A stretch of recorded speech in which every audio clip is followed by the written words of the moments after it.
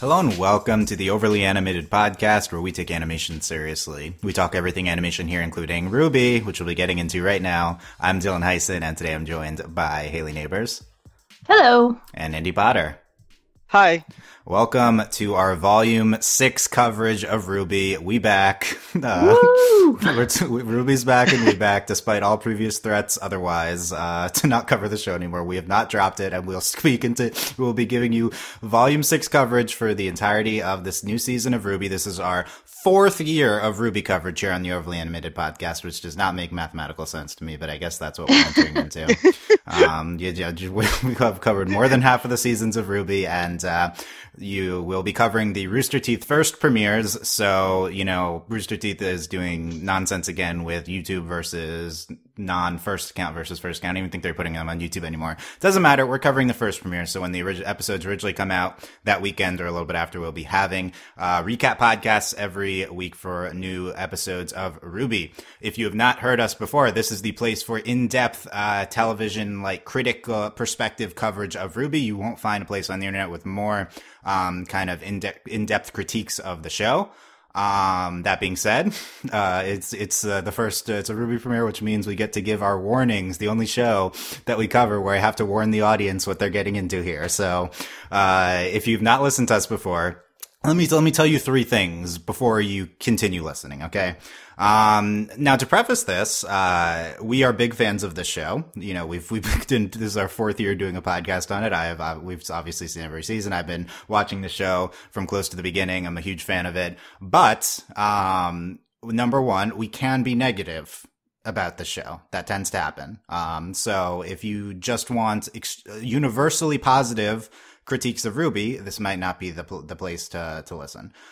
We will be positive when we think something's good, and we'll be negative when we think something's bad. Number two, we approach things from a socially progressive standpoint. This is unilaterally across all our podcasts. That's just who we are as people. So, if the thought of that enrages you, like, just stop listening. I don't want to hear from you. Okay. So we'll talk about queer representation and stuff like that. You know, like not 100% of the time, but it's just the general lens from which we approach things. And number three, please be nice in the comments. This wasn't as much of a problem last year, maybe because I kept asking, but, please, begging. Yeah. Please be nice to us in the YouTube comments. Okay. We are real people, and we are also fans of the show.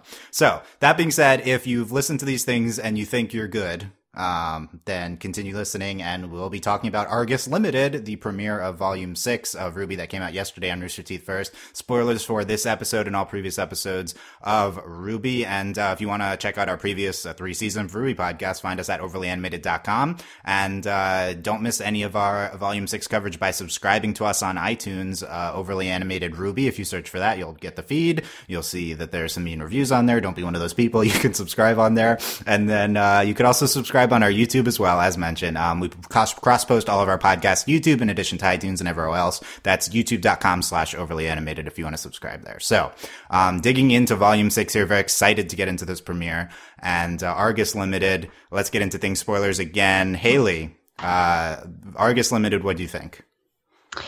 Well, first of all, I'm very excited that the show is back. I don't know why. I just am like irrationally so excited. That's all of us right now. Yeah. Yeah, I know. Yeah. Like, I know it's going to hurt me, but I love it anyway. I think, as with many shows, the first episode of any season is kind of rocky sometimes because they're introducing concepts and everything, right? But I think it was neat. I like that we're going to Atlas. I think we talked about that last season, that might be like an idea of what was going to happen this season. So I'm on board with that. We'll get some Weiss family drama probably, which will be exciting. I think there was some editing decisions in this that I get where they're coming from, but they were a little confused. And maybe they were trying to pack too many little scenes into this one, like 20-minute episode, which may have hurt it. But I don't know. I was excited to see all of the team back together and actually stay together the whole time. I'm happy they didn't split them up, which was nice. And and the trailer intro season guy at the end. The opening theme, yeah. The opening, yes, exactly. It got me excited because I am very excited about this hooded character. I think she's going to be my new favorite character. Okay, we'll dive into new. Yeah, we think we haven't figured out who she is. We'll get into that at the end of the podcast, but yeah.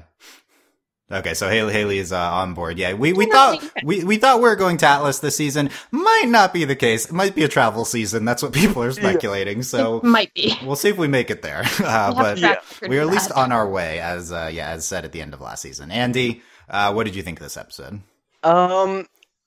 Without being too negative, I did like I like seeing Team RWBY back together. I love the little shipping things we had in the fights. I loved the double thank you from Weiss and RWBY. That was probably my favorite moment of the entire episode, just because it was kind of what I've been missing from the show and for the past past 2 seasons. Moments like that just happening during fights. I really enjoyed Sun this episode, which is really the biggest surprise. Like, I'm actually sad that Sun is leaving, and I definitely would not have thought I'd feel that way at the end of season 3, because Sun is actually pretty actively good in this episode, but now he's going off to do other stuff, and I guess that's fine. And I really liked, actually, I guess the best way to put it is I liked pretty much everything in this episode that wasn't a fight scene. The fight scenes seemed a little forced. I didn't really need it this episode. I really liked all the just team interaction stuff, and it was really fun and light, and I felt like I was just getting back with just a group of friends, and it was fun. But this fight scene seemed a little forced, and I could have done without it in this episode. Okay, yes. Agreed. One fight scene that unfolds across the course of the entire episode. Yes, the yeah, 20 they did in three parts basically. Yeah, they did the Deadpool thing where they extended one fight, like cut it up in multiple times through the story. The Deadpool thing. I don't think that's what that refers to. I feel like that's probably some fourth wall breaking, but yeah. Well, no. Have you not? You know what I'm talking about, Dylan? Like in Deadpool. If there's gonna be one identifying characteristic of Deadpool, I don't know if that would be it. But okay. Okay. Anyway, we didn't get into that. We didn't get into that. Okay. This I thought this was a very solid premiere of RWBY. I'm going to be pretty positive here because this was one of the better episodes that this show has put out recently. I think this is a good sign of what's to come in Volume 6, and probably one of the better premieres in the show's history. I don't really remember the previous 5 off the top of my head, but it feels like maybe the best one. I think that the problem is that it gets worse as it goes along. Basically, like it starts. The first 2 minutes, they segment out 2 minutes of the later fight scene in the beginning, and those 2 minutes are incredible. Like those are the best parts of the fight, and they're all in the beginning. It's really just some of the best fight sequences we've gotten in several seasons of the show, right in the first 2 minutes. Then we get into some talking stuff at the train station, and that's all really good too, and I like everything we're doing there. And then as it goes on, we 10 plus minutes of this extended fight sequence with the Grimm, and it's not that great. It's fine. Once we get to the end, it really does pick up, and we get that incredible song, and we get this like takedown sequence of the big Grimm. So it kind of gets there, but it drags. It felt like this could have been 12 minutes as opposed to 20 minutes or something. But still, despite that, it was never bad. It was at least just ho-hum, towards the end. But overall, I think it was really, really solid. And boy, the opening is maybe the best part, if you count that as part of the episode, because it's our first time seeing it. So we'll be getting into that after we get into everything from the episode. But I love the new intro, so that's really big here. A big notable aspect, I think, of the episode and my enjoyment of it is how much like ship baiting there is here. And so much. It was very unexpected. So I'm a huge, by the way, if you're first time listening, I'm a huge RWBY and Weiss White Rose shipper. So I was very engaged throughout this episode based on that. However, it also, I don't trust what's happening. So I was also very skeptical and potentially mad at certain aspects of this. And by the way, the rant of the week will return as a segment this year. And I have my rant plan. So when we get to that in the outline, when we get to the part of the episode, I will launch into the rant of the week. And I also have 2 other mini rants, so there'll be three rants at least. So don't worry if you're looking for. We're kind of famous for our rants on this our RWBY coverage. So if you're looking forward to that, then don't worry, it's coming. I have a mild rant from the fight scene as well. Okay, yeah, and I don't know if you two have rants. I am not aware of it, but please at any point launch into rants. At any point, that is highly encouraged. Yeah. Okay, but we'll do it when we get to it. So I basically just want to go top to bottom in the episode because, like I said, I think it goes from like great to ho hum. So I'm more excited to talk about the things from the beginning. By the way, the title of this episode I hate. Focusing on this two stupid minor characters. That's a RWBY problem. That's like a problem with every show we cover. It's just all the titles. Yeah, we rag on RWBY's titles, but really none of the shows we talk about have good titles, so it's whatever. I don't care. But at least it is Argus because we're heading to Argus. That's fine. But we don't need to talk about these two stupid guards who the people writing the show probably think are funnier, but then they are. I don't know. Anyway, they seem like RWBY characters, right? They seem like these are the sources of comedy in the show, the bumbling male characters. But yeah, so we start with this segmented 2 minutes of the fight scene against these Grimm. I've seen people calling them manticores, sphinxes, and chimeras, whichever one you want to apply to. I think they're probably closest to manticores, but they fire breathe like chimeras. They all, also whatever. But I think they're really cool, by the way. I think that's a great anchor for this fight scene throughout. But we have this 2 minutes that we start with, and then we cut back to earlier in the episode. So we pick out a part of something that happens towards the middle, and it's kind of it's very apparent the way they stitch it together where what we're seeing is happening because they go down to the tunnel at the end, and Nora says the same line twice. So we kind of see it from a different perspective later, but we put this part of the episode in the beginning as a kind of to launch us into this new season of RWBY. And it's I don't remember the show really doing this before, doing an asynchronous segment of a later fight scene in the beginning. Hayley, how did you kind of react to it? Did you understand that this is what was happening at first? I mean, you really wouldn't until later in the episode when we get to the part where it's actually happening. But what did you think of that? I conflicted on it because I think it was decently effective, and it was also worked well because if you had watched the the trailer that came out previously, this fight scene shows up in it. So it was I was like, oh, we're starting here. Wow, dramatic. But then keeping on your toes. So I think it was okay that way. I think the problem with though is putting the Adam scene right after it and then having the train scene. Because I think, first of all, Adam needs to go away. I don't want to see him at all. So that was a downer. But I think if they had that scene where they're fighting on the train and then cut to them in the train station, I think it would have flowed a little better. And I think you would have had more of a moment to realize, oh, that is later in the episode, we'll see the rest of that, rather than putting this Adam scene in the middle and then it disjoints it even further. So I think that's the problem I was having with it. Because I felt all excited at the end of the scene, and then Adam came in, and I got upset. And then we were back with RWBY, and it was nice. So it was a bit of a roller coaster, which I think subverted it a little bit, unfortunately. Okay, but it was a great scene, nonetheless. Yeah, so you're maybe okay with that in itself, but then when we went after that might not. That's the editing I wasn't. Because then you're just watching it, and because it's also kind of a confusing scene where it's Adam voicing over what is happening as the camera pans, that it was just most of that scene I was just trying to figure out what was going on. The Adam scene definitely feels the weirdest placed. It doesn't have anything to do with the rest of what's happening. Exactly. So that's interesting. Okay, and you had to react to this mini's part of the fight in the beginning of the episode. Yeah, I think I agree with Hayley for the most part. The Adam scene is really out of place in this section, but if you ignore that and you just look at the way they wrote this weird asynchronous thing, it's actually very clear what's going on, and that's pretty impressive. And it's actually more impressive than I thought they were capable of, because I know exactly what's going on. I know where we are in the fight, even if it does get boring after we get up to the fight in the whatever present, I guess. It still makes sense. I know what's going on, and that's pretty well done then, I think. Yeah, I think this was a good decision to segment this into the beginning here. Start off with a bang. If we started with Adam, we would have dropped the season if we started with that immediately. It's the season of Adam, Dylan. Yeah, we would have just been, okay, I can't do it.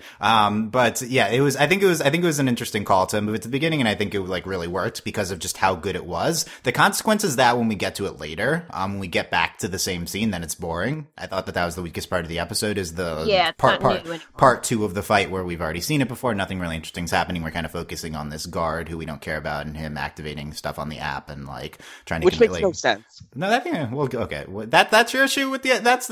I feel like there's way bigger issues with the. As Come well. on. Really? Your rant is about the app? No, it's not the app. No, about them being upset at him about the turrets. Okay. We'll get back to it. I know what you're talking about, Hayley. Okay. That's fine.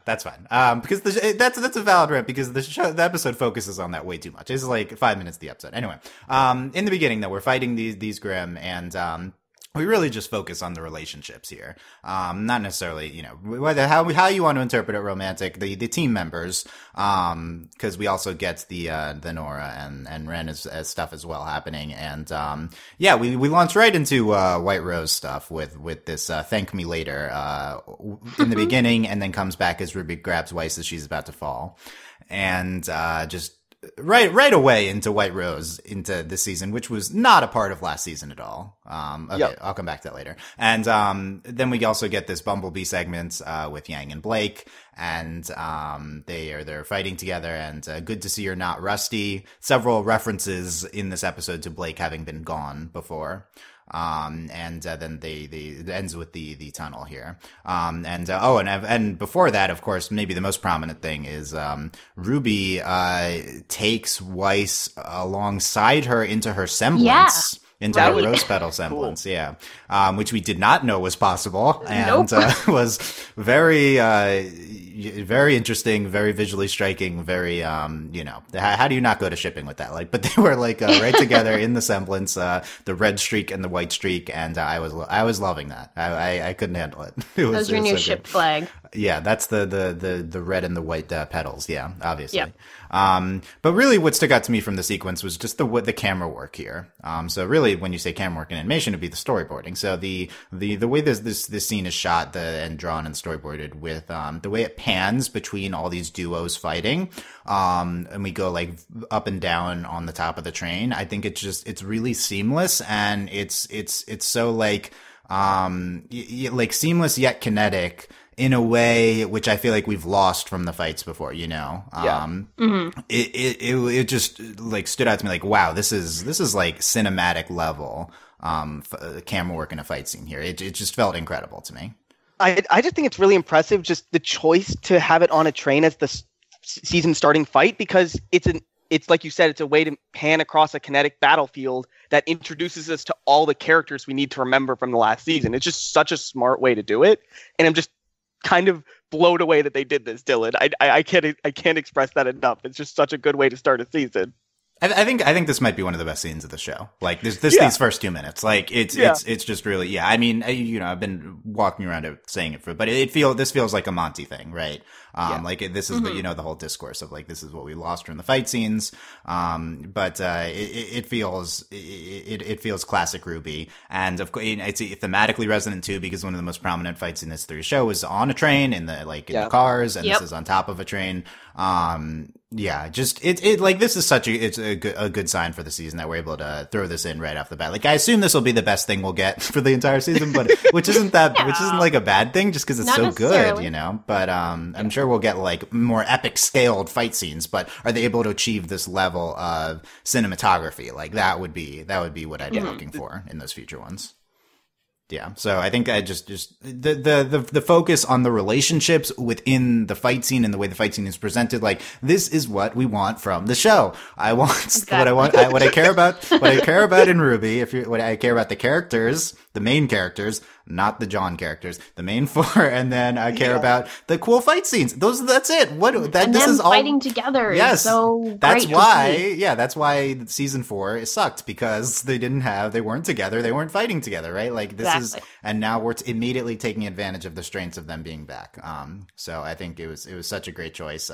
Completely blown away by the start to this episode, but then we go to this Adam scene. He's back. So Adam was left in an interesting place last season, because the implication was that the White Fang would abandon him now, based on his actions at the end of last season. He ran away. He wasn't equipped for the battle. He got beaten by people that he should have been beaten. I mean, I don't care about any of this stuff, but that's what they're basically telling us at the end of last season. And so here we go immediately back to Adam on the White Fang throne, and we get to this point the show is clearly aware that this is a weird place to go immediately because it doesn't fit with where we just were at the end of last season. So we have to like get us to that point, and we do that by panning across the fallen people that Adam has just cut down a few seconds ago, and Adam like narrating it in like voice flashback of what was or their voices, what they were telling him, why he wasn't acceptable as a White Fang leader. It was a super interesting and striking way to accomplish this.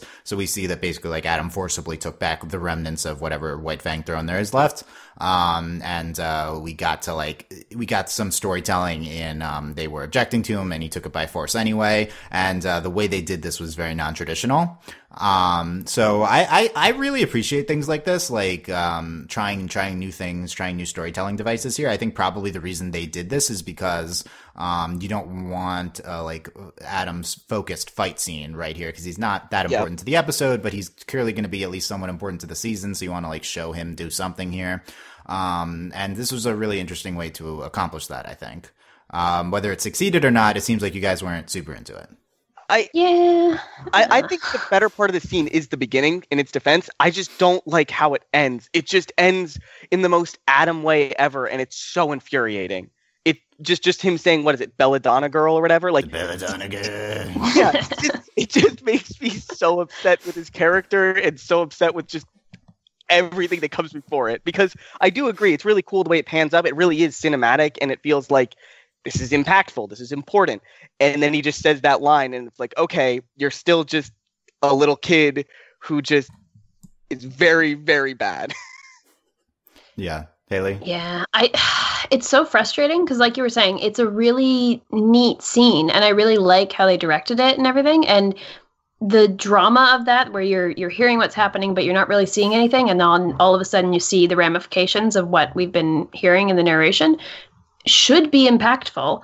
But as soon as I heard him talking, I just groaned. Like, I was just like, yeah. Adam, no, like, he's so frustrating, because it should be like, if he was a bad guy, maybe you're rooting for him because he's like, oh, he's so bad, like, Adam, do your thing. But, or maybe you might have a reaction with the villain that they're evil and you're upset with them. But with him, it's just, I'm just so annoyed with him. And he doesn't strike me as intimidating in any sense. It's like you said, Andy, he just seems like a petulant child that's just so annoying, and somehow overpowers everyone that he encounters in fights, which doesn't make any sense to me. But that was a good summary of why Adam's character sucks. Yeah, those last few sentences. Yeah, because and especially when they're giving him neat directed scenes that should be really good, and he's just such a terrible character that they don't work. And maybe people like him, but yeah. It's the thing is, he's terrible in spite of everything that's around him. Like, they're giving him a lot of stuff to work with that it should be good, but he's just such a terribly written character, and there's no like sympathy towards him, and there's no like I just can't feel any emotion towards him except annoyance. I have to make a confession. I was kind of hopeful that Adam might like be different this season because he had a big crazy thing happen last season, and I think this just hit me a lot worse because he's just exactly the same. And nothing's changed. Nothing's changed. I thought he might be like maybe a little more unhinged, and that might be a little more interesting, but he's just the same kind of unhinged in that he's just a horrible person. Mm-hmm. That's not interesting. Yeah. Andy, you just want him to be more unhinged because you're a Tyrion stan, so you want him to be closer to Tyrion, right? No, yes, exactly. Okay, I was giving you a chance to get into Tyrion then, not take. Okay. No, Tyrion's my like predictions. That's predictions. Don't okay. Well, I don't feel impelled to do Tyrion predictions after that. I guess he's in the opening, but so Adam continues to be the worst character in all of animation. As we've clearly identified before, we're kind of famous for railing against Adam. Like, listen to Delaney and I's second to last podcast in Volume 3. And I don't think we're alone. Like, we can't be like, I'm sure people like him. Most people don't like Adam. Yeah, some people do, but they don't like him for the same reasons we do. I don't think.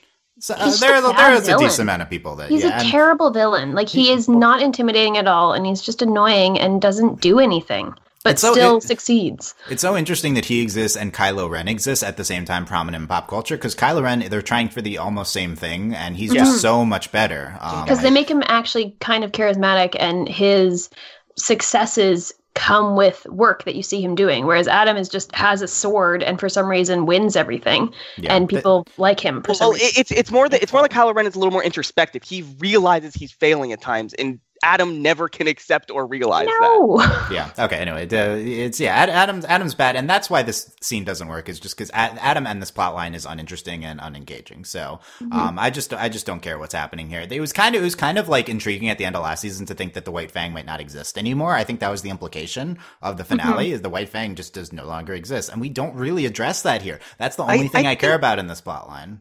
I think they kind of did. They talked about Gira starting up a new one later in the episode. Right. So Gira, it comes across as Gira's making a competing one as opposed to a replacement one, which is what we would have thought, that he was making a replacement White Fang equivalent. But Adam is still clearly in charge of something, probably not a big group. It's probably like a splinter group. And and rather than caring about like the political ideology of the White Fang, we're going to shift in terms of focusing on Adam as a figure. He's the only part of this that we care about now. I assume that's where we're going. None of that's really answered here. I think this is a good job of accomplishing what they're trying to do with Adam in this episode. I don't think we should have gone to Adam right away, but I also don't know where we're going with the season, so maybe it was a good choice.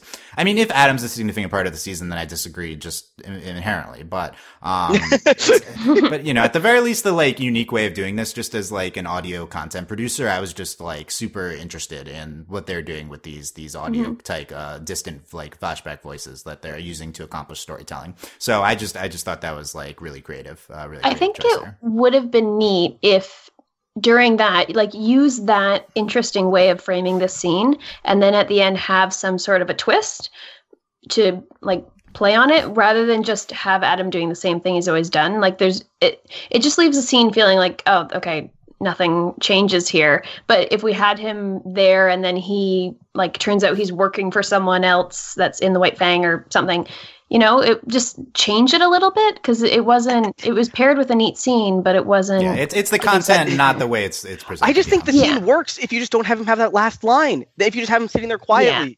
It's just that's all you do.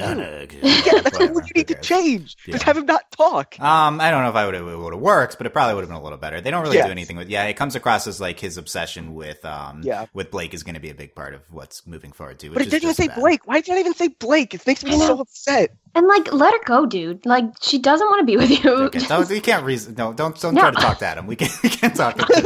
Don't try to talk. I don't get this obsession. Yeah. Anyway, okay, that was not the rant, by the way. So that was not even there. Yeah. Okay. So more importantly, I don't even want to remember that scene's in the episode, but I guess it's good we talked about it. So now we're at the train station here, and the Mistral train station, and we begin by Crow narrating in classic RWBY form. Crow narrates something. He's really just reading a letter that he's writing to Ironwood, who is, I think, a very good character, actually. So I'm interested to have him back on the show. Not this season. It's really not clear to me whether we're going to Alice or not. Maybe they'll learn their lessons. Maybe we don't spend a whole season 4 traveling, and it's on boring. The train. So yeah, the train at least gets derailed in this episode, so we're not going to be on it the entire time. I mean, I guess the remnant, the 3 of Team Ranger are still on the train, so they're on a train. But yeah, Crow is narrating what we happen. It's like the way this has been presented to the public, and it's 2 weeks since the finale. They're on their way to Atlas, and Whenever Crow is like narrating something or making some epic speech, I'm not going to be into it. The show like way overuses it, and he's a good character, but this is like. But he's exposition Crow all the time. When he's just there for exposition, it's just not like serving his character well. Yeah. Yeah. Yeah, Crow. By the way, speaking of Crow, he gets another like potential death thing in the intro, where he's like falling or something. Yeah, and I don't. I'm just gonna say we're not talking about this. I'm putting my foot down because we've been speculating for 2 years about Crow dying, and I'm done with it. So I'm not.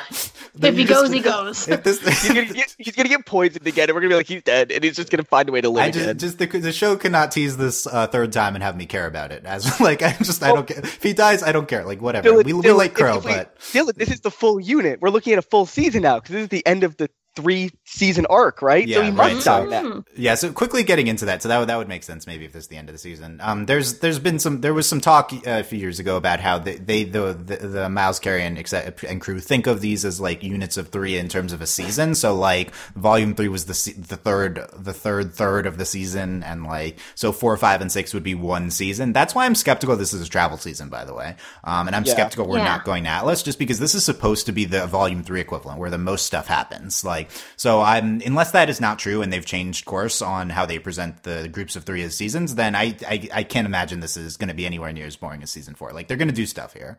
I think they did push stuff to season 5. I think they may have went off course because I think they realized that they made mistakes in 4. And as they talked about this themselves, they've said it in interviews and AMAs and stuff, that they like probably sped up the parts of the reunion because they knew 4 didn't work that well. So it's possible they went off track from the plan a little bit. So maybe it's not such a neat last third of a season. Anyway, I'm not talking about Crow dying. That's in conclusion. Okay, so we're 2 weeks since the attack. We see Ruby. Ruby does her semblance in the train station. It's like the show remembered that Ruby has a semblance, because I don't think we did that for a while. Sure. But she just does it randomly in the train station. Throughout this episode. Or not throughout, but at least for these first few scenes, Weiss is wearing a Ruby scarf, a second Ruby scarf. Ruby also is wearing a Ruby scarf, and it is not really explained upon. I guess they're getting into colder territory, so Weiss took on one of Ruby's scarves. But this is just like. It's great. It's great, but it's also like, what are we doing to be here? All the White Rose. So, okay, I want to get into the first of the mini rants here, because this is. Here we go. I'm so excited by everything we did with the White Rose in this episode. The scarf, they're so prominent in the intro.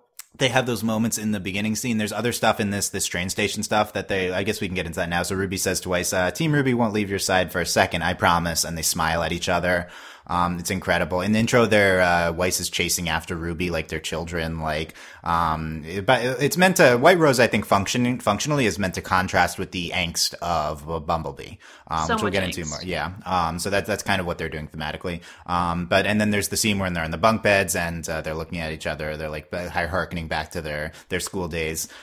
There's just so much here. And what I don't understand is why they suddenly remembered that this relationship exists. And I don't even mean romantically, because in volume 5, we had they were together most of the season. Like, they reunited, like, I guess at least the second half of the season. And they did not get a solo hug. They never talked about how they, like, missed each other or anything. We just saw them, like, kind of there sometimes. And they barely even talked. There's one moment in the finale when, like, they fall and catch each other. But they don't even talk to each other individually. And this episode is a full 180 on caring about these two's interactions as, like, two human beings. Like, why do we suddenly care about this relationship now? It's like 0 to 100. Like, they're the most prominent thing in the intro. They're the most prominent thing throughout this episode. What's the change in thinking from last season that we didn't care about? Why do we suddenly care about Ruby and Weiss? It's just this such whiplash for me as someone who cares the most about their interactions. It's baffling. Like, it's clearly a change in strategy, and I don't understand. I don't understand. Like, did they realize this was a mistake not focusing on? They changed course, or do they just have like ideas on like this goes into this season, but not in this season? It's like this season, Sun's not a person, so we're gonna write him off. But last season he was a big person. Like, they just, it's so baffling going from them barely talking to they're the most important character relationship in this episode. Okay, and that wasn't even the main rant, but yeah, I just it's good yet bad, because I loved what they were doing. It's my favorite parts of the episode, but there's that undercurrent of like, why is this happening throughout this?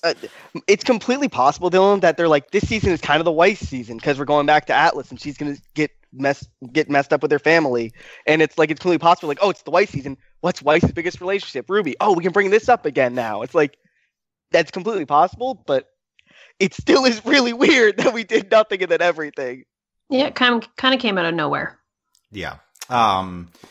So if we're just gonna, Nice Weiss is here and their interactions are great. And I think probably they like just want to thematically contrast it with Bumblebee, and like that's why we're doing it. And also like they just decided that this season there's something like this show way more than any show that we've ever talked about just is very different between seasons. Like they just decide this character does not matter, this character matters, these people don't matter. Like, and this is a big example of that. I think we'll see if they're prominent throughout the season, but the fact that they are the two front and center in the title card on the intro makes you think that they're going to be prominent throughout the season, which makes me very excited. But I got to get past this initial very heavy skepticism on what they're doing here. So we'll see, but I want to understand. So maybe we'll start to get it as they do more stuff with Ruby and Weiss. We'll see why that they are so prominent here. It's a good idea though. Weiss continues to be the show's strongest character, and her relationship with Ruby was very underserved through previous seasons. So I think it's a good idea to bring it back. Like I'm not necessarily like criticizing doing it here. Like I think it's like one of my things is like always correct your mistakes, and shows like don't feel indebted to previous mistakes you made. Like change course if you need to. If something's not working, abandon it and change course here. And I think Miles and Carrie actually do this a lot. Like they screw up more than the creators of any other show we cover, but they really are capable of being unattached to their stuff. And except for like Adam, they still don't understand that Adam's bad, but a lot of times they fix mistakes. And last season they fixed a lot of mistakes. And, maybe this season we're getting more Ruby and Weiss because we realize there's so much potential here, which I mean, I don't know if the show hasn't been aware of this and anyway. Okay. I can't get into this more. So, we get a lot of Ruby and Weiss in the train station. And, we also, they say they're taking the train to Argus. We have this thing with Ren and the beach and this cutaway to like his thought bubble. I thought it was pretty good. And we meet Argus Limited's Dee and Dudley. Dee and Dudley, Andy. Horrible characters. Just horrible characters. What? You wouldn't know they're not the lovable buffoons. You didn't Of course not. No, they're terrible. I'm happy one of them was gotten rid of and the other is, I guess, stuck on the other train. They're horrible characters and they kind of mess with the world building. So these are professional hunters or huntsmen. Like, what? Like this is what we get when we finish school at Beacon. Why are these? And they're idiots. Which they lampshade that in the episode too. They do, but it's still like I think we've talked about this. You can lampshade it, but it still doesn't make it good. Like it still doesn't make sense that these kids like 1 year in school like are better than these professional huntsmen. Also, remember that weird plotline last season where Crow was figuring out that all the huntspeople were like getting killed off by Salem? Why did these guys last? For some reason, still don't understand that plot line, but like, that's a good point. It's not coming back. No, that's gone. These guys are fine and largely inoffensive. We focus on Dudley for way more than necessary so much later in the episode. Yeah, Hayley, do you want to get into why you're upset about the logic of what we got into with Dudley? Oh yeah. Okay, I may have been. Like, I don't know if I zoned out for a minute there or not, but I was so confused about why during the fight scene, all of Team RWBY was very upset with Dudley about these turrets. Because it turns out it's their fault that the Grimm are attacking them. It's not his turrets. Like, and then as they're like, no, you gotta get rid of it, he takes out 3 of them like no problem. And it's like, this is working. Like, why are you so upset about this? So it just drove me nuts because I think it was them trying to be like, oh, Team RWBY, they're so wise. They know, like, we shouldn't use this to defeat them. But it's like, no, they were working. So I was so confused. I think what was happening, or at least what Crow thought was happening, was that the Manticores were attacking the turrets, and the turrets happened to be on top of the passenger But the problem is, they got the relic. They are also attacking the Manticores, and they're also on the train. I'm not saying he's right. I'm saying that it's just... This is a good point, Hayley, because we learn later that the relic is what's attracting them. Yeah. So why do you keep complaining about this for 5 minutes? It's Ozpin's fault. Like, get rid of the relic. And even if before they knew that the relic was causing the problems, they're also instigating the fight. So they're also causing problems here. Yes. So, I guess they were fighting them before the turrets come out. That's a good point. They were engaging them before the turrets. And by that logic, does that mean there's no passengers in the back cars? Because I think that's what they're implying. They're supposed to have evacuated them all to the other side, and that was the plan that they went through. But instantly. Yeah, I didn't really see when that happened. Anyway, yeah, I agree that was frustrating. That like we spent way too much time on that. That's a big RWBY type thing where we like care about this element of battle strategy, which it just doesn't translate. It was the most effective weapon they were using. It really did seem to be nailing them. I don't know. We're kind of Team Dudley, is what we're saying here. We're kind of and also like Dudley got his arm stuck at the bridge as they're on a high-speed train, and all he had was a little bruise. Aura. God. No. Okay, we're not good. No, you can't say aura. We're not. Aura is a word for moving on. We're not talking about that anymore. Also, John's like ready to go with his semblance power now. Yeah, we have another aura thing with John to talk about. So we'll save it for that anyway. Yeah, that's fascinating. Okay, so what we're saying is we love Dee and Dudley because Dudley was right. Hashtag Dudley was right. So Dudley is right. Okay, I hate him, but he's right. Okay, I want to whiplash with Hayley's mood here and get into Bumblebee because that's the next thing. Bumblebee. Yeah. So the last thing in this train stuff before we get into the Ilya stuff is that I think RWBY's like just waiting on Blake as usual. So that's another reference to Blake being gone. We had them fighting together in the beginning of the episode. Good to see you're not rusty. And then when they're in their car, Blake is helping Yang with her bag, and it's like it's gonna take a while for things to get back to normal, basically is what they're doing. And so they're kind of like angstily sitting together in the intro. It's a lot of angst, Hayley. So number one Bumblebee shipper, like what did you think throughout all this whole episode of what they're doing with them? Yeah, somehow I became the Bumblebee shipper and like the trolling Rose Garden shipper. I forgot you liked Rose Garden. Okay, we're gonna make you talk about Rose Garden at some point. Okay. Yeah. We'll get to that later. I'm sure something happened. Actually, something did happen. They were like, I don't want to. I have zero desire to talk about Oscar in this episode. So anyway, back to Bumblebee. Yeah. Clearly, the superior ship of those two. Yeah, I'm happy they actually had them interacting, which was nice. And loving the angst. The angst is always so fun. I just hope that like the angst brings out something, which would be good. But yeah, I don't know. I was happy when they were interacting with each other. I think it was sweet when Blake went up and tried to like grab the bag for Yang, because it was kind of misguided, but also she's thinking about her, and cares about her. And yeah, I want to wait and see. Because it wasn't quite as obvious as like the White Rose was, because I was just shoving it in your face, like these two are gonna end up together. But I think Bumblebee was more, they're in angsty stage. And I also appreciate what they said about how it's going to take a while for them to all kind of get to the same level again that they were previously as friends, and maybe more, because it's realistic. Like they've gone through a lot of stuff and have been apart for however long. So I think it would have been kind of cheap if they were all just like best friends again and getting along great. I hope on the flip side of that the angst doesn't last the whole season. I hope they move past that. But for right now, this episode, I was happy with it. Nice. Yeah. White Rose being inevitable, I think, is not a given, but the episode makes it seem like that. We would. But before this episode, I would have said there's like 5% chance RWBY and White end up together at the end. But this was very it's going higher. See rants before. So yeah. Okay. So Hayley was into the Bumblebee here. Here's the thing I didn't understand with Bumblebee this episode was the whole finale with the reunion of the two of them was very angst centric, and we're getting like the whole season actually, all of Volume 5 was all about Yang's feeling like betrayed by Blake leaving her and her dealing with that. Her talk with Weiss in the best episode of last season, I think, was entirely about that.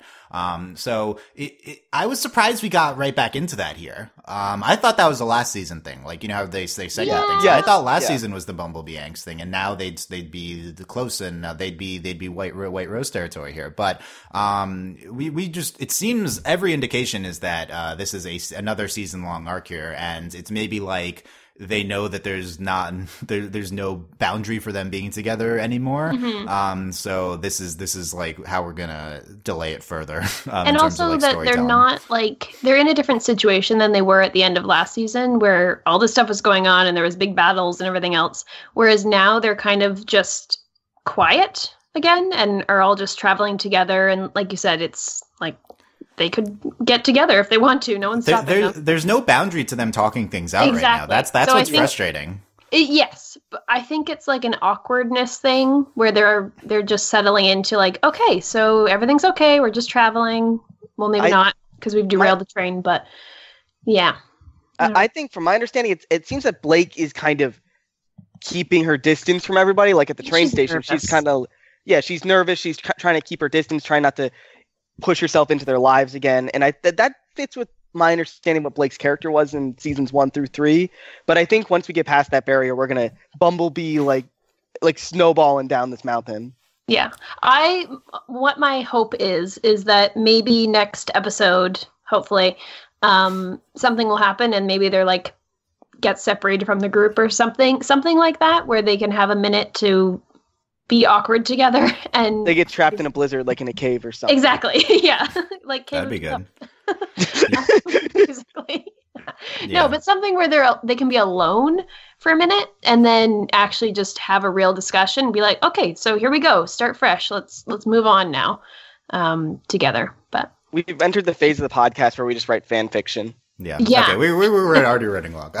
Yeah. I think. Yeah. It feels like treaded upon ground with the two of them. I'm eager to see them be closer. At the same time, Bumblebee angst really does work. I think Yang's angst towards Blake last season was really good and one of the best things the show's done. And it was like elevated her character into being like actually very good as opposed to one of the lesser main characters. So, it's potentially a good sign for what we're doing with Yang's character again this season. Hopefully Blake's character as well. Although I hope it is not something that drags out all season. Like really, they can just talk to each other right now. Don't sit and stare away from each other on the train. Talk on the train. Like my threshold is episode 3. Like no further than that. That's it's Hayley. Like I want Haley.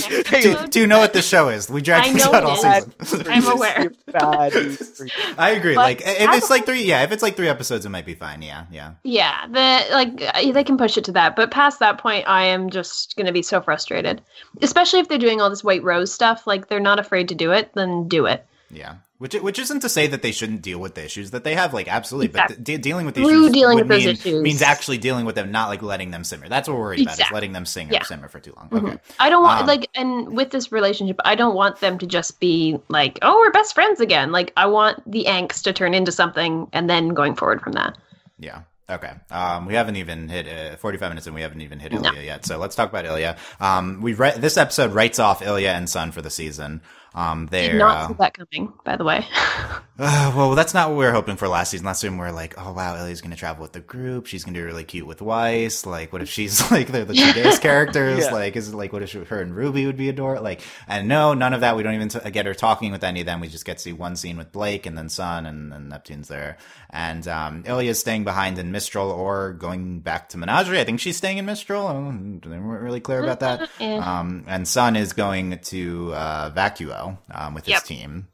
So Sun has been a constant part of the show for a few seasons now and will not be here, and Ilya is gone. We see Ilya in she gets a new outfit here. No one else does. Ilya gets a very Blake type outfit, I think, which I thought was great. She's like taking fashion cues, and they hug, Blake and Ilya, and I thought it was a very good scene with the two. Sweet, yeah. Andy. Oh, it was very cute. I don't know. Ilya's great, and I'm really sad she's going. I guess I didn't mention that at the top. But Ilya, I wish she was staying more, but she's not going to die. Okay, speaking of, she's safe. She'll be off screen. Okay. Speaking of which, we've arrived at the rant of the week. So this is an obvious choice, but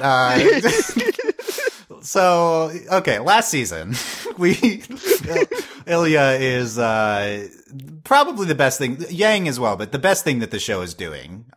She's elevated to like maybe the best side character of the show. What we do with her is so incredible. Even when we like have good and bad with her coming out scene, it's definitely like not perfectly handled, but it's still at least an interesting thing that the show is like trying, and like then they're trying to like talking with this bunny faunus too in the finale. Like we're really trying with Ilya, and we're giving her so much prominence last season.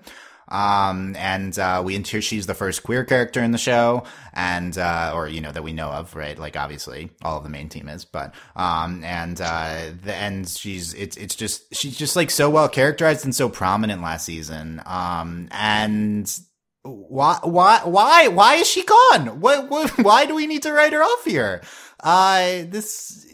why did we spend so much time with her in Volume 5? The show, we talked about this already. The show like thinks of it in segments, but why build Ilya up so much just to write her off of the show right now? Like, the plan, I'm assuming, is to bring her back in like Volume 9 or 10.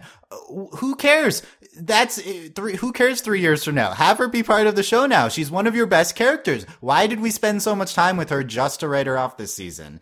And it's kind of like a baffling decision in terms of like knowing your strengths and weaknesses. I talked about that before. Sometimes Miles and Gary know some of their weaknesses. I don't think they understand how good Ilya is, and they're just sticking to this stupid plan that they made before, like last season's Ilya season. Then she's gonna stay here, and then we'll reintroduce her later. Stop! Change the plan! She's too good to sideline. We didn't see her interact with our main cast at all, and she's one of your best characters. We're gonna keep Oscar and John in the main crew, but we're gonna send Ilya away? You have no idea who is successful or not here.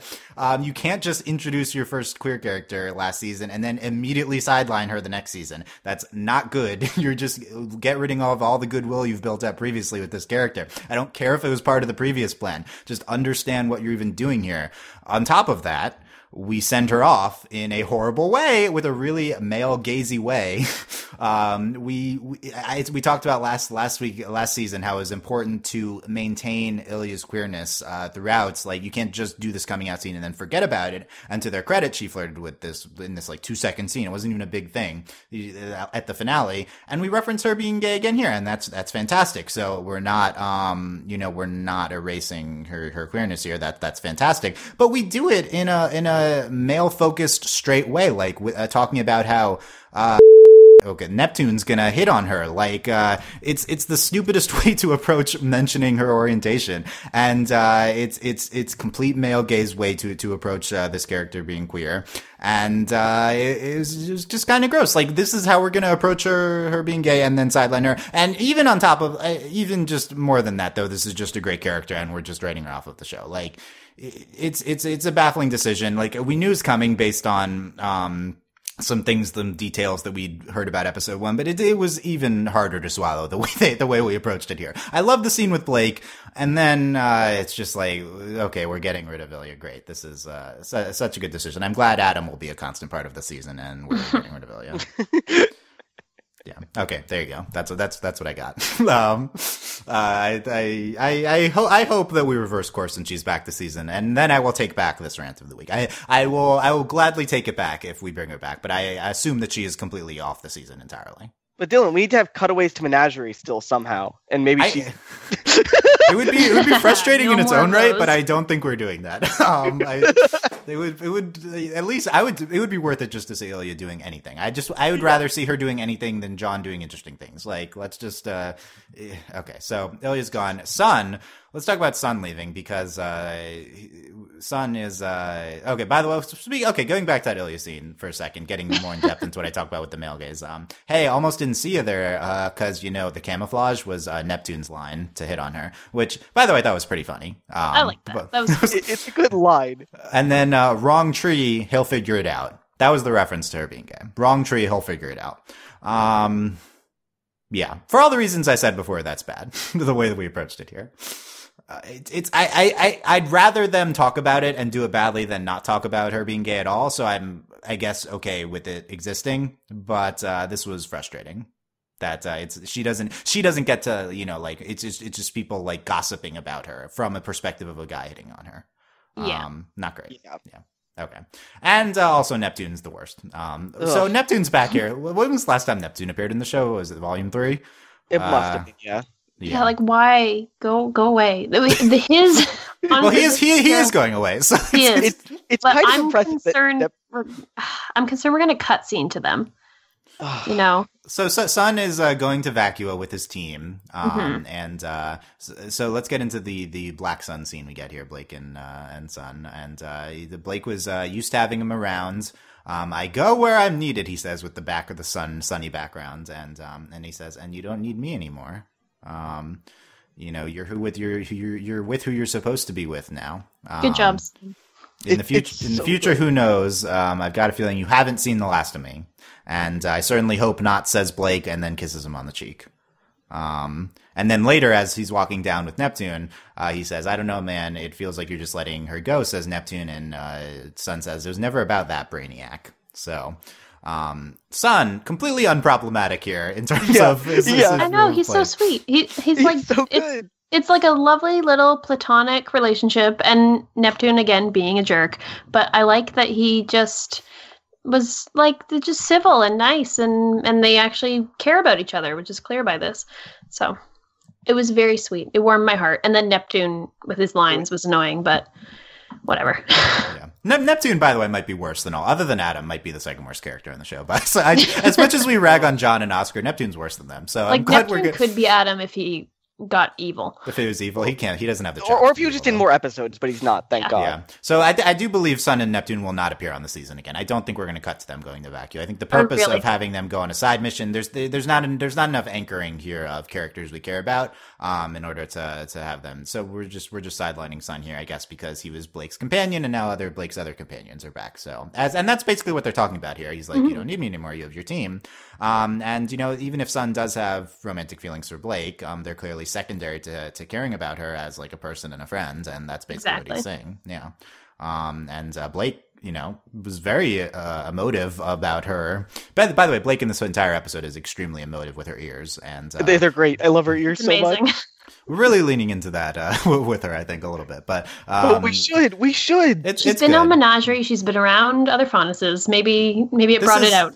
Yeah, I think this is like we might be doing like nice Blake, like nice Weiss arc. Like this might be what we're doing here, because she was I'm down with that. Very very emotional here, and so she clearly was like sad that her best bro / kind of beau son is going, and she kisses him on the cheek. Like that's the most we've ever seen from Blake and anyone, and it was I don't know who's I don't remember if it was Black Sun shipping or not, but this was it was a big thing, and it was, I think the way the show handled this was really aware of previous Blake and Sun stuff. I platonically ship them, so this was great. I was props to Miles and Carrie in the scene. I think this was really, really well done with Sun. And Sun, I think this isn't recent with Sun. I think last season as well, and even into a little bit of 4. Like he's been great with Blake. Like he's just been a really good character. I've long been a Sun stan, as has been my position on this podcast. The only male character on the show I really like a lot. Best monkey boy, and he's so sympathetic. He's great, and I also disagree with sidelining him. Like I'm not going to rant about it like I did with Ilya, but this is a mistake. Keep him part of the main group. Sideline someone else like Oscar, who we don't care about. Oscar's plot relevance and it's not plot relevance. That's why we're doing that. But again, I think the show has a strength here. This may be the show's only male character strength. I mean, Ren, Crow, these are good characters too. But Sun is like the only one who's like actively good, actively makes scenes better with his like energy and his kind of positivity.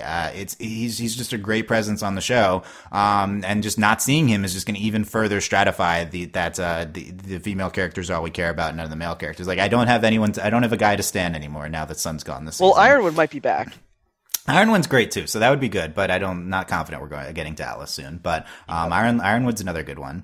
And this is I agree with the show cutting down on its characters, but I would have liked to have seen a way to work Sun back into the story, because it's not as egregious of a thing as Ilya. Like Ilya, I'm like outraged on multiple levels with this, but I would have liked to. I was sad to see Sun go. That was my reaction to the scene. I was very into it. I just think the corollary to this is that it feels like the show is bending over backwards to keep Ranger or keep John, Ren, and Nora relevant, and I don't know why it's doing that, because. Yep. They feel like the only characters that don't really have a connection to anybody. It feels like last season should have been the season they're like, yeah, we can go off and do a side thing now and come back later. Because Sun has a relationship with Blake in terms of like he's really close to there. Ilya does with Blake, and they could easily be the side people up there with them. And I don't know why they're not, because John, Nora, and Ren really have nothing to do right now. Yeah, it's a good point, and we like Nora and Ren a lot, but they really don't have relevance to the plot. Like, we're talking about Oscar, at least he has plot relevance with Osmond inside of him, weirdly. And Crow also, I guess, Crow's way too prominent as well. Like, Crow's a good character, but has way too many lines, and he's always like top 5 in speaking in the seasons, and he shouldn't be. It should be other characters that are, maybe more, relevant to the direct action, or who, like, Crow also feels a little bit shoehorned in, but yeah, the remnants of Team Ranger, I think, like it seems like we're going to do something with John, but we have not yet. Like he kind of heals last season, but it doesn't, like, what's that relevance to the overall story? It does feel, unfortunately, like we also like Nora and Ren, but they feel very much shoehorned into the show. I would gladly get rid of Nora and Ren for Ilya and Sun to be back, and Ilya and Sun do a buddy comedy like those two, like both pining over Blake at the same, like that would be fantastic. So we're prioritizing the wrong characters. I do think Ren and Nora have been a prominent part of the show for a long time, so it's not like the show is changing anything. But that's the problem. They should be changing. Sun and Ilya have stood out as side characters these previous seasons, whereas Nora and Ren have never really jumped out, other than like this one episode where we get their backstory, and like they're the best part of Volume 4 at the end. Other than that, they've been pretty underwhelming. Obviously, John as well, who's had way too much prominence. So, I don't know. It would have been nice to figure out a way to work Sun into things here. But he's gone, and he did an incredible send off, and he's fantastic, and I need Sun back. Let's do it. Okay, so next great scene. I thought that was overall a very good scene with Sun, and the Ilya stuff, despite the offhand comments, is another good scene. And another good scene is the Team RWBY in the bunk beds on the train, harkening back to their room at Beacon. With the bunk beds. I thought that was the score behind the scene. I think, by the way, the score in this episode, usually the lyric songs in RWBY always stand out, obviously, but I think just the general instrumental score behind this episode was absolutely fantastic. And this scene specifically, it really stood out to me. The scene was just so nostalgic. These were like the good old days for RWBY before it got bad. And, it's like they're all together again and they're on bunk beds. And they're like glad we're back together. And, RWBY and Weiss had a moment and Blake and Yang had a moment. And, this was just a fantastic small little scene here. Mm-hmm. Yeah. Okay. And then, we go into, yes, Andy. I just want to say RWBY needs a new cloak. I'm done with her cape being just completely ruined. It makes no sense. Yeah. She's had time to buy a new one. Yeah, she was getting gifts in the gift shop, but she can't get buy some new stuff. Yeah. We're not really upgrading any of their outfits this season. Some people were upset about that, other than Weiss's with the scarf. So I don't know. I think their current outfits are fine, but Ilya got a new outfit just to be sent off, so that was weird. If the only thing that makes me think we might see Ilya cutaway is just because she had new clothes. It's possible that the Adam plot line, which we're clearly getting this season, ties in with Gira's new people, the new group which ties into Ilya. And then Ilya shows up in that. Maybe she's the new leader or something. I certainly hope not. We didn't even see Blake's parents here, which make me think they're not going to be in the season at all, because we reference you already had your goodbye with the parents. So I think that's just not a part of the season. I could be wrong, but I just don't think we're going to cut to Mistral again. I mean, we're in Mistral right now. But I have no clue, honestly. Yeah, we'll see. Anyway, so then we talked about this part already. We get part 2 with the Manticore Chimeragram, and D gets thrown off the chain. Rip. He's into snow. I think he's fine. And who cares? No, he's Rip for sure.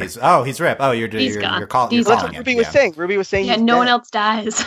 Yeah. Okay. Then.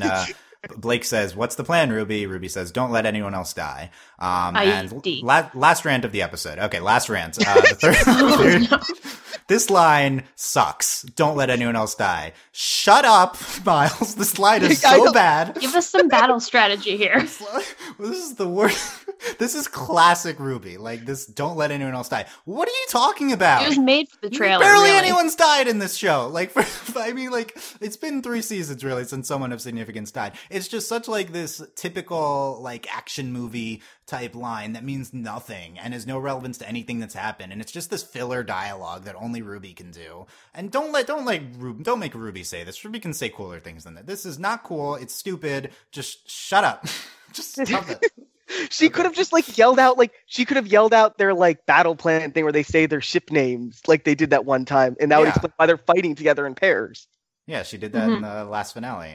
But don't let anyone else die. It's such a trailer bait line. Also, are they that emotionally invested in Dee's life that?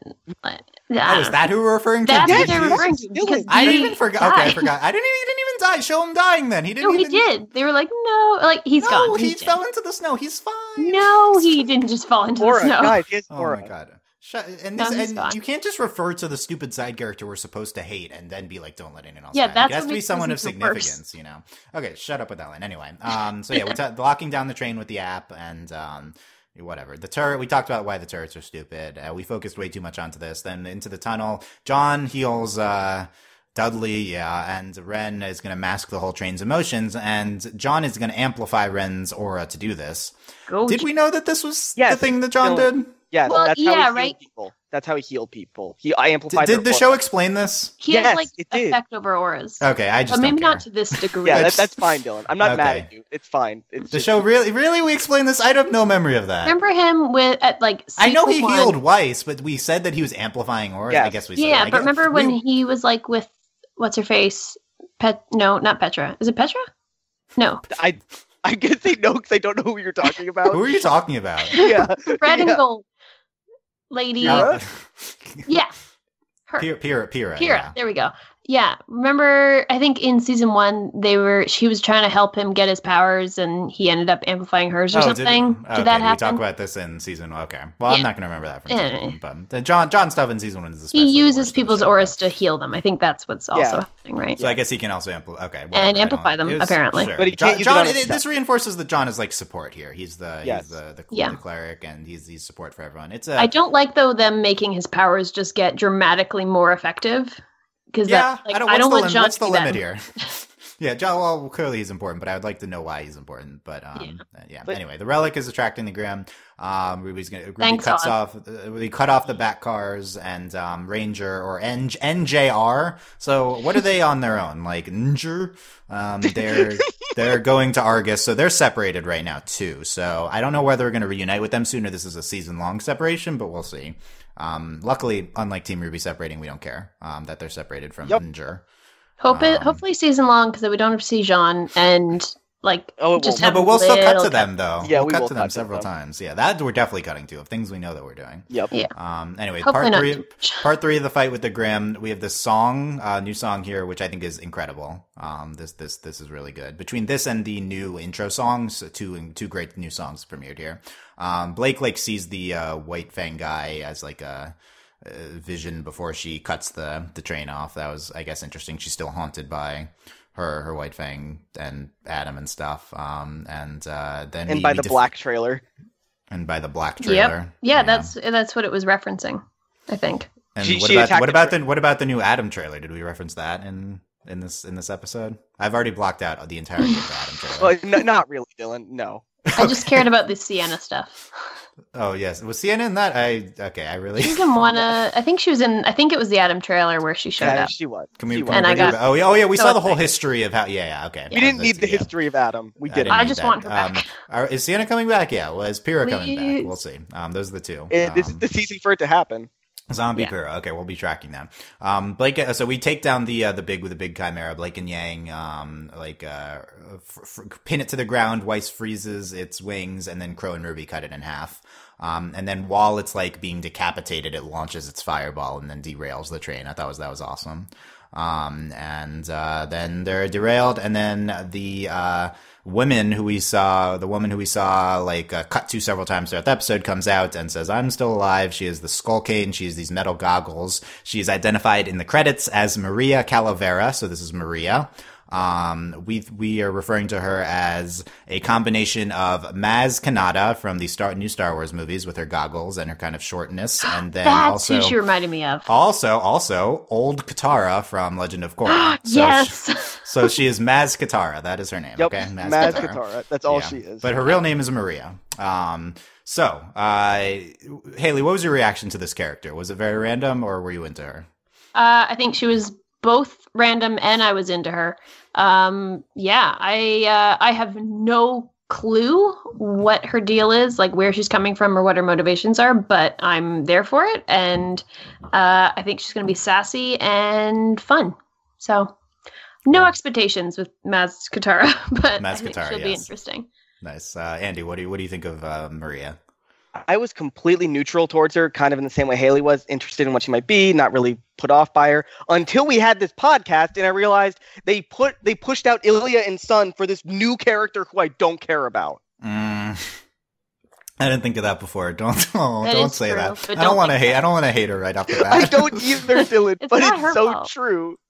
Yeah. So we know nothing about her except her interesting design, except for in the intro. She is in the intro that we see in a second. We'll get into the rest of the intro, but we see a shot of her and then it fades to a shot of RWBY behind her and we zoom in on RWBY's eye. So what a lot of people are speculating based on her prominence in the intro relative to RWBY's silver eye is that she is a silver eye expert. She will why be. She's got goggles. She has goggles. Something about her eyes, right? So this will be us getting back into the silver eyes plot through Maria Calavera. Great. That's such a good plot line, right? This RWBY's having silver eyes. I love the mythology in this show. I love it. I just want more of it. Oh, you're being genuine. If they bring in a fun character to educate us, it might be neat. Yeah. I'd like some answers. Can we get answers for Aura at some point? That's what I want. Aura? Yeah. I don't think you're going to get that. Anyway, honestly, shout out to the show for having an older woman character as a side character introduced. The show has never done that before, I feel like. So it's always random young men like the guards in this episode or 20-year-old women. Everyone's an attractive 20-year-old in the show. Even Crow, the adult characters who should be 40 look like they're 25. They also look young. So yeah, she's actually a legitimate, really interesting character design, even though she looks like an exact combination of two prominent pop culture characters, old Katara and Masquerada. She looks especially like Masquerada because she's especially prominent. But I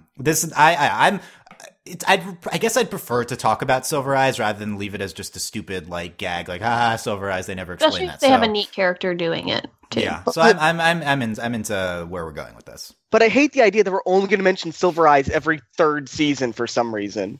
Because we literally have not mentioned that's how the show works. We talked.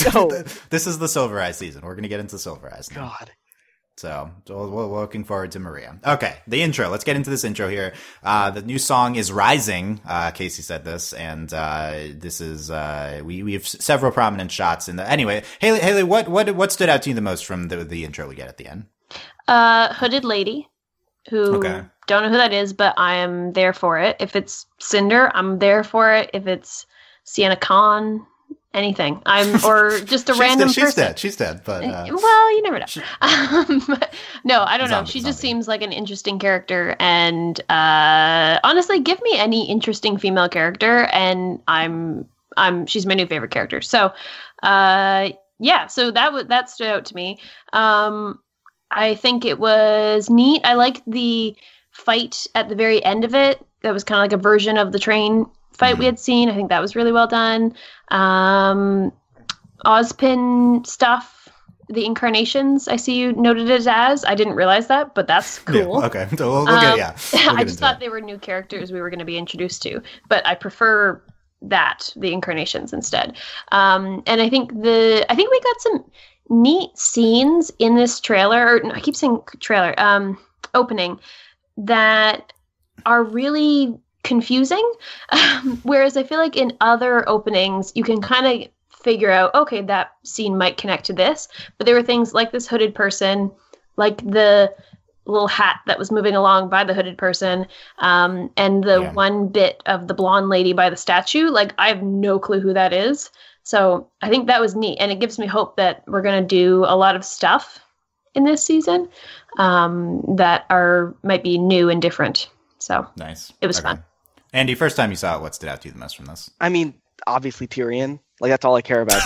Yes, Tyrion was there as well. Where's was his tail though? No, it wasn't in the trailer. It wasn't in the opening, and I'm so upset. His robot tail needs more attention. Will we see Tyrion's tail this season? It is there, Dylan. I am telling you, it is there. It exists. We were robbed of the post-credits tail scene. I know. We all know. Dylan. And if Miles and Carrie try to tell me he didn't get a robot tail in this season he was gone, I am going to go down to. Oh God, this was volume 4. We said he was getting. It's been a whole season and he still hasn't gotten his tail. Oh no! I've been waiting a season for this, Dylan. Yeah. Of the villains, Dr. Watts was most prominently featured. Right? What was that all about? He got the big screen. Yeah, we only care about Tyrion and his tail here. We're Tyrion's tail stands. Not Tyrion, but just Tyrion's tail. Yeah, no. Tyrion's tail better be like Doc Ock's arms, and it better talk to him and influence his actions. I need that. He'll talk to it anyway, probably. Yes, exactly. I need that. He would talk to it even if it wasn't a thing. Yeah. Okay. Yeah. So I agree with Hayley. This intro is notable for having the most amount of unclear things the first time you watch it. That I don't remember that happening from previous ones. None of these scenes I even recognize really an element of them, which is neat. Yeah. No. I will say, having like 1 or 2 hours after the fandom has solved everything except one thing. Yeah. So there's one thing that is still unknown, and so I will present the solutions that we have found. But in terms of the intro, I think this is the first time in a few seasons where if you wanted to argue that this was the best intro the show has ever done, I would be okay with that. I would be on board with that. Like this, I think this is incredible. I think Rising, the song, is fantastic. I love it. I love the ending of the intro with the seamless, the camera work shot across all of them fighting, like the version of this train fight. Yeah. It's the dun dun dun dun dun like that. It's the ending of the, it's so, I'm so in love with it. I've watched it like 20 times already. Absolutely loving it. It's number 2 trending on all of YouTube, by the way. Is it really? Yeah. So wow. The Rooster Teeth's very popular, but yeah, it's really fantastic. Let's get into all the unknown things here. So we've saw the most prominent thing is who this hooded figure is. And at first, a lot of people are like, oh, it's Neo. Neo's back because the fandom loves Neo, despite the fact she hasn't been in the show since Volume 3. And never had a character. It's definitely never not really had a character. So, look at the YouTube, most of the comments, they're like, oh, it's Neo. So it is not Neo. No. We have solved short. already. Neo's short. I don't even want to get into all the evidence and stuff. I'm not going to take you frame by frame. We're over an hour into the podcast. This is Cinder. This is 100% Cinder. This hooded figure. God. And, we really spoiled the surprise of Cinder being alive because she's supposed to be dead right now. Were we ever surprised? She was never dead. That was never a question. We'd been saying she's not dead, but she is in this intro. She is the hooded figure. We see one shot of her walking through a crowd and then one shot of her in the dark. Very, very like bad intro shot because it's just completely obscured. I wonder if they will, once it is revealed who she is and the classic anime fighting, thing of change, whether they'll illuminating it. Yeah, I wonder if that's what's gonna happen. But the second shot too, this was it took more than a few hours to get this part of it, but once you brighten it and take it frame by frame, not only is it Cinder is fighting someone, and that person is Neo. That's actually Neo. She's actually fighting Neo in this. Yes. Oh. This is a real thing. And that might be the little hat, right? The invisible hat. So we see I always forget the best kill on the shows ever. Roman's hat. Yeah. Mm-hmm. So probably Neo is like wearing Roman's hat or something. I assume Roman is not back, but Neo is fighting Cinder. They're supposed to be allies, so maybe Cinder blames or Neo blames Cinder for Roman's death. I assume that's what's happening. Yeah. So Neo's back, Cinder's back. This will probably be a thing that we cut to several times in the season. Is Cinder being alive? Maybe we don't know who she is at first. Maybe it takes a while, but this was very interesting. Spending, I don't know. Cinder hasn't been the best character recently. Overall, I still really like her, so I hope that we can improve upon her a lot here. I'm skeptical of spending a ton of time with her. Co-host Steve has a theory, which is unfortunately plausible, which is that Cinder might have amnesia after falling and then escaping from which sounds like a stupid tropey thing, but then you remember that this is RWBY, and they absolutely might do that. Yeah, so, they might. Cinder might not remember that she and doesn't maybe that's like RWBY. Maybe she's on board with, like, maybe she doesn't know why Neo's attacking her. Maybe she's on board with Team RWBY. Like, I don't know. They could do that. They could just have her be a vigilante now. Is she anti-Salem? Will she still go back to Salem? I don't know. So that's going to be interesting. If we finally get Neo fighting Cinder, that actually happens in the show, because sometimes the intros lie to us in weird ways, and I don't know why. Sometimes they just don't have scenes. They're just not scenes from the season. Yes, but this one feels like it should be, because it feels weird to be obscure. Why just have this weird dark scene unless it's so random. in the season? Yeah. But if we do this, I hope we finally get Emerald progression, because she seems like someone who's gonna switch to the other side, and I want more Emerald. Yeah, we hope so. Emerald was not very prominent in the intro, but if Cinder is changing allegiances away from Salem, Emerald would absolutely follow her. So yes. I hope so. The other thing, as we talked about, we see these random guys that lead up to Ozpin, who's inside of Oscar, and we are pretty confident. This isn't something you can be sure about, because it's not like you can like manipulate it, and because it's just speculation. But these are probably the previous incarnations of Ozpin. We know Ozpin's been, he jumps into children whenever he dies, creepily inhabits them. So these are the previous. That in the worst way, Dylan. I just want to lampshade every single time we talk about this how stupid it is. So these are the previous former children that Ozpin has jumped into. Is that how that works? Yes, I guess so. Okay, so yeah, those are the former Ozpins. One of them is the statue that we see later. I believe one of them that we see, the one with the cape, I think, is in statue form later with this woman. So we stay on the shot for several seconds. This is a statue of an unknown figure. I believe this is a previous incarnation of Ozpin, and there's a blonde woman there. This is the one thing we still don't know who it is. We don't know who this woman is. And the two biggest guesses I've seen, you can tell me whether you buy or sell each one. This is younger Glinda. Do you even remember who this person is? Glinda Goodwitch, the teacher. Is this a younger version of her, or is this original Salem, our villain when she was a human? Original Salem. So those are the two guesses I've seen so far. I'm not buying either of them. I like the idea of it being Salem, but I know it won't be, and it's just gonna be one of the maidens. That's what it's gonna be. Okay, it also could be a maiden. Yeah. My first thought, because I saw the blonde hair, was that it was like Weiss's mom or something, but I don't think that's a possibility. Yeah, if we go to Atlas and maybe there's some storyline about like that side of the family or something, right? But I don't know. Maybe her great grandmother was a maiden or something or other. Yeah, it would be interesting to see if maidens have an effect on their children in some way, but I don't know if we're ever going to get into that. Because, I mean, Yang is the daughter of a maiden. Yeah. Yeah. The thing that's most intriguing is probably it being young Salem. I wonder how that works with this being an incarnation of Ozpin as a statue. Like, weren't they the same age? Like, does that imply that Ozpin existed before Salem or something? I don't know. But yeah, young Salem's the most interesting. I'd be fine with Glinda being back, but it's definitely not her. Or it could just be Salem before she got all like weird in the face. Yeah, we don't really know the origin of her yet. That'd be good. Salem is not a good villain right now, unfortunately. No. So we need to do something with her. It seems like really that's the thing that stood out to most to me when we like cut to the villains in the intro. It's like, oh, this is the same thing as the previous two seasons. They're just in some far off base and they're trying to interact by sending people out. This is the third season in a row we've been doing the same exact thing with them. I'd really enjoy it if that was if we had some sort of flashback kind of storyline where we're seeing why Salem became what she was and why she doesn't like Ozpin. I think that would be really, if they did it well, they could mess it up, but I think that would be a really interesting storyline and would add a lot of kind of meaning to what was happening as well. Because right now I'm just like, why are you like, she's the mother of Grimm, that's why she's evil. There's no real rationale behind it other than that. But even beyond that, like Dylan said, we need Salem to have an effect on our characters because she never does. We need her to like, even if she doesn't leave her base, we need her to do like, because she attacked Lionheart with like that weird tentacle Grimm, and I think it'd be cool if she like just possessed somebody and like exist in the world and spoke to our heroes in some way. Yeah, actually had a conversation with them, maybe. Yeah, like we know that they know about each other because that would I think is a needed step at some point here because right now the villains don't matter at all. No. Yeah. So, hoping for improvement on Salem. Interested to see who this woman is. I think my guess would be a maiden. How many are there left that we don't know about? Two? Winter and Summer. Okay. And we know that we know that Ruby's mom is named Summer and that Weiss's sister is named Winter. Okay, interesting. Will we see Winter Schnee this season? Will be we better. If we go to Atlas, I would assume. Well, again, we thought it was the Atlas season, so we thought we'll get Winter. But like, there's no we'll get Atlas Ironwood. We'll get we'll get the Penny revival. But yeah, all of that's not in play. But again, if it's not the Atlas season, because like Hayley just said, none of that's in the intro. So there's barely any winter. Like, there's no snow. Oh, just literal winter. Okay. Yeah. When you say winter, do you mean the season, the maiden, or the character? There's no character. As far as there might be a maiden. We don't know. And I didn't see much snow.